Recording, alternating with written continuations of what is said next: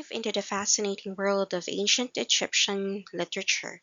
As we transition from our previous discussion on the Book of the Dead, we now turn our attention to other masterpieces of Egyptian literature. This slide highlights the rich and diverse tapestry of stories, wisdom, and religious beliefs that ancient Egyptian texts offer. These works are not just historical, they are windows into the cultural and intellectual achievements of one of the world's oldest civilizations. We'll explore various notable works that showcase the depths and breadth of Egyptian thought and creativity. From mythological tales to wisdom literature, these texts provide invaluable insights into the values, beliefs, and daily life of ancient Egyptians. So let's embark on this journey to uncover the literary treasures of ancient Egypt beyond the well known Book of the Dead. Start with Let's go back to the Epic of Gilgamesh. The epic poem is one of the earliest known works of literary fiction originating from ancient Mesopotamia. Firstly, we have the theme of friendship and loss. Gilgamesh, the powerful king of Uruk, forms a deep bond with Enkidu, a wild man created by the gods to challenge him. Their friendship is transformative, but it is also marked by tragedy. Enkidu's death profoundly affects Gilgamesh, setting him on a path of grief and introspection. Next, we delve into the quest for immortality. Stricken by the loss of his friend, Gilgamesh embarks on a perilous journey to find Utnapishtim, the only mortal granted immortality by the gods. This quest symbolizes humanity's eternal struggle with the concept of death and the desire to overcome it. Finally, we address facing morality. Through these encounters and the wisdom he gains, Gilgamesh learns that immortality is not about living forever, but about the legacy one leaves behind. He returns to Uruk with a newfound appreciation for his city and the life he has. This epic not only provides a window into the values and beliefs of ancient Mesopotamian society, but also touches on universal themes that resonate with us even today. It reminds us of the importance of friendship, the inevitability of death, and the significance of living a meaningful life. So, the Epic of Gilgamesh has three main parts. We have the friendship and loss, the quest for immortality, and facing morality. So, starting with meeting Enkidu, befriending him, and searching for immortality because of the death of his friend, Gilgamesh friend, and facing mortality, accepting that immortality is not about living forever, but about valuing the preciousness of life, accepting his mortality, and um, futility of immortality. And remember Utnapishtim. We're continuing our exploration of maritime adventures with the tale of Shipwrecked Sailor. This story is a fascinating journey of survival and discovery, much like the shipwreck we discussed earlier. For the part one, part one, which is about the storm, the tale begins with a fierce storm at sea. The sailor's ship is caught in tumultuous waves, much like the one we saw in most movies. The storm is so powerful that it overthrows our sailor overboard, washing him ashore on a deserted island. Imagine the fear and uncertainty he must have felt, much like the sailors in in the and the books we usually read. For the part two, the island. Once on the island, the sailor discovers it's inhabited by strange creatures and giant serpents. He must use his wits and the island's resources to survive. This part of the story highlights the themes of resilience and adaptability as the sailor navigates his new and dangerous environment. Part 3 is the escape and return. Eventually, the sailor manages to escape the island. He is rescued by a passing ship and returns home to tell his incredible tale to the pharaoh. The pharaoh is amazed by his adventures, much like how we are captivated by stories of survival and exploration. This tale, like many others, teaches us the human spirit's resilience and reminder and wonders of the unknown. It's also a reminder of the challenges faced by those who venture into uncharted territories and waters and the incredible stories that emerge from their journeys. Let's continue our exploration of ancient texts and their profound themes. Previously, we discussed the dialogue of Ipower and the Lord of All. This text presents a poignant conversation between Ipuwer, a man deeply troubled by the societal chaos and suffering he witnesses, and the Lord of All, a powerful deity who appears indifferent to human plight. Ipuwer's lament is the part where Ipuwer expresses his sorrow and despair over the state of the world. He describes scenes of famine, poverty, social unrest, and the collapse of order. This lament highlights the severe societal upheaval and the human suffering that accompanies it.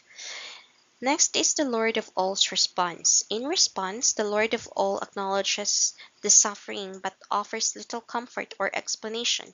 Instead, the deity suggests that even divine power cannot control the course of human affairs, implying that acceptance of this reality might be the only solace.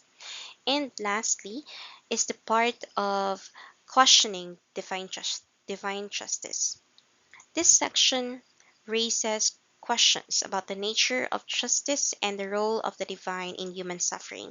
It challenges us to think about the possibility of redemption in a world seemingly devoid of hope and the extent to which divine intervention can or should play a role in alleviating human misery.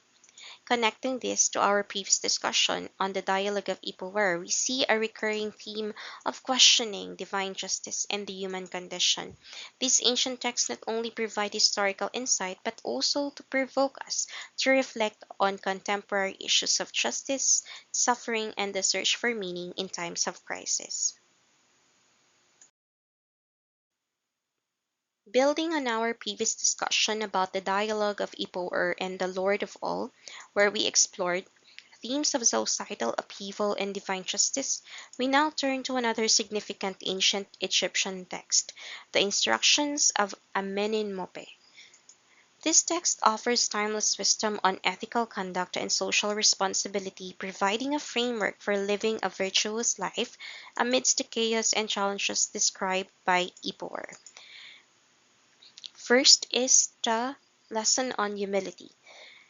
Amenhotep emphasizes the importance of humility and modesty. It advises against arrogance and self-importance, encouraging us to recognize our limitations and respect others. This is particularly relevant when considering Ipower's lament about the collapse of social order and the rise of self-serving behaviors. Next is the lesson on justice and compassion. The text stresses the need for fairness, empathy, and generosity, especially towards those less fortunate. This aligns with the themes of justice and the role of the divine in human affairs that we discussed earlier. Amenhotep's teachings remind us that compassion and justice are essential for maintaining social harmony. Then we have wisdom and self-control. Amenhotep's highlight the value of knowledge and discernment. It encourages us to control our passions and impulses, promoting a balanced and thoughtful approach to life. This wisdom is crucial for navigating the societal upheaval and personal challenges described by Ipower. And lastly, harmony and social order. The text advocates for a harmonious society where individuals respect each other and work together to maintain peace and prosperity. These visions of social order contrast with the chaos and despair lamented by Ipower, offering a hopeful perspective on how society can be restored and improved. By reflecting on these teachings, we gain a deeper understanding of the ethical foundations that have shaped human societies throughout history. Amenhotep's instructions provide valuable insights into how we can strive for a just, compassionate, and harmonious world, even in the face of adversity.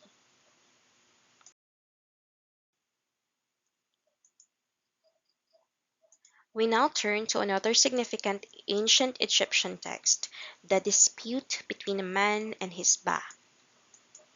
In ancient Egyptian culture, the Ba was considered a spiritual aspect of a person, often depicted as a human headed bird that could travel between the realms of the living and the dead. This text presents a dialogue between a man and his Ba, highlighting the internal conflict between earthly desires and spiritual fulfillment. First in the story happens the Ba's desire. The Ba expresses its longing for freedom, joy, and the pleasures of life, urging the man to indulge in them. This represents our innate desires for enjoyment and fulfillment, much like the teachings of Amenhotep that emphasize the importance of living a balanced life. But then, in part two, the man's response indicated that in contrast, the man is wary of these earthly pleasures. He recognizes their fleeting nature and instead seeks meaning beyond immediate gratification. This echoes Amenhotep's advice on humility and self control, encouraging us to look beyond material desires. And finally, the story came to the tension of existence. This debate highlights the tension between earthly desires and the longing for spiritual fulfillment, a timeless theme that resonates with human experiences across cultures. It invites us to ponder how we balance our material desires with our spiritual aspirations, much like the harmonious society advocated by Amenhotep. By reflecting on these teachings, we gain a deeper understanding of the ethical and spiritual dilemmas that have shaped human thought throughout the history. This dialogue between a man and his Ba provides a valuable insight into the complexities of the human condition and the quest for a meaningful life. Next, we're diving into the story of Sinuhe, an ancient Egyptian narrative that offers a rich tapestry of adventure, identity, and redemption. This story connects beautifully with our previous discussion on the dispute of between a man and his Ba, where we explore the internal conflicts between desires and spiritual fulfillment. The story of Sinuhe is divided into four parts: the departure, life in exile, return to Egypt, and legacy. The departure. Sinuhe's journey begins with a dramatic escape to Syria after witnessing the pharaoh's assassination. This sudden flight thrust him into a world of uncertainty and fear, much like the internal struggles we discussed earlier. Life in exile, the next part. In his new life in Syria, Sinuhe marries and starts a family, yet he feels a profound sense of alienation from his homeland. This part of the story highlights the challenges of adapting to new environments and the longing for one's roots, echoing the themes of identity and belonging. Part 3 is the return to Egypt. After many years, Sinuhe is invited back to Egypt by the new pharaoh. His return is marked by forgiveness and acceptance, symbolizing redemption and the reconciliation of his past with his present. This resolution underscores the importance of loyalty and the possibility of finding peace after turmoil. Through Sinuhe's experiences, we gain insights into the complexities of human emotions and the enduring quest for a sense of home and identity. This narrative, much like our previous discussions, invites us to reflect on our own journey and the balance between our desires and deeper aspirations. Furthermore, we're exploring the hymn to the Aten, a significant piece of ancient Egyptian literature that offers a fascinating glimpse into the religious reforms of Pharaoh Akhenaten. This hymn is a powerful expression of monotheistic devotion to the sun god Aten, marking a dramatic shift from the traditional polytheistic beliefs of ancient Egypt. This hymn, attributed to the pharaoh Akhenaten, is a powerful expression divided into three parts: the praise of the sun god, rejection of other gods, and spiritual enlightenment. Praise of the sun god. The hymn extols the virtues of Aten, celebrating its power, beauty, and role as the source of life and light. This reverence for Aten reflects Akhenaten's revolutionary religious vision, which placed the sun god at the center of worship. Rejection of other gods. In a bold departure from tradition, the hymn explicitly rejects the Egyptian pantheon, emphasizing Athens' supremacy as the one true god. This monotheistic approach was a radical change, challenging the established religious order and practices. Lastly is spiritual enlightenment. The hymn also signifies a shift towards a more personal and spiritual understanding of the divine. Influenced by Akhenaten's beliefs, it highlights a deeper, more intimate connection with the god, moving away from the ritualistic and hierarchical worship of multiple deities. Connecting this to the story of Sinuhe, we see a common thread of transformation and adaptation. Just as Sinuhe navigates his exile and eventual return, Akhenaten's hymn represents a journey towards a new religious identity. Both narratives underscores the themes of challenge, resilience, and the quest for meaning in the face of profound shifts. By examining these texts, we gain valuable insights into the dynamic nature of ancient Egyptian culture and the enduring human quest for understanding and connection with the divine. Moving on, let's discuss the teaching of Merigare, a text that offers political and ethical guidance from a wise king to his son Merikare, who is about to inherit the throne. This teaching is a fascinating complement to the hymn to the Aten, which we discussed earlier. Wisdom and justice. This section emphasizes the importance of ruling with wisdom and justice. It advises Merikare to lead with integrity and compassion, ensuring fair treatment for all. This echoes the spiritual enlightenment we saw in the hymn to the Aten, where a deeper, more personal and connection with the divine was encouraged. Military strength. On the other hand, the text also acknowledges the necessity of military strength. It highlights the need for preparedness to defend the kingdom from external threats. This practical advice balances the idealism of wisdom and justice, much like how Akhenaten's hymn balanced spiritual devotion with a rejection of traditional deities. By examining the teaching for Merigare, we gain the insights into the dual aspects of leadership: moral integrity and practical strength. This text, much like the hymn to the Aten, invites us to reflect on the complexities of government and the balance between ethical principles and real-world challenges. We wrap our discussion on ancient Egyptian prophecies. Let's delve into the final slide on the prophecies of Nefertiti. This slide encapsulates three key points that are crucial to understanding the cyclical nature of Egyptian history and mythology. Firstly, we have divine intervention for Egypt. This point highlights how the gods were believed to shape the destiny of Egypt, intervening in human affairs to guide the nation through its trials and triumphs.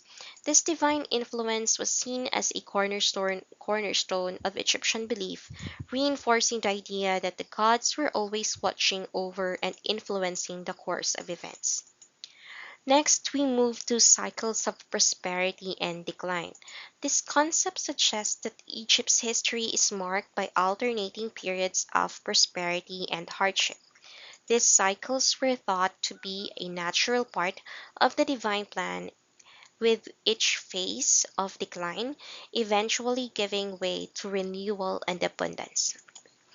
This cyclical view of history helped the Egyptian maintain hope during difficult times, believing that better days were always on the horizon. Finally, we have hope for renewal. Despite the prophecies of hardship and decline, there was always a strong undercurrent of hope. The Egyptians believed that no matter how dire the situation, the gods would eventually restore Egypt to its former glory. This hope for renewal was a powerful motivator, inspiring the people to persevere through adversity, with the belief that their efforts would ultimately be rewarded. In conclusion, these prophecies not only reflect religious and cultural beliefs of ancient Egypt, but also offer a timeless lesson in resilience and hope.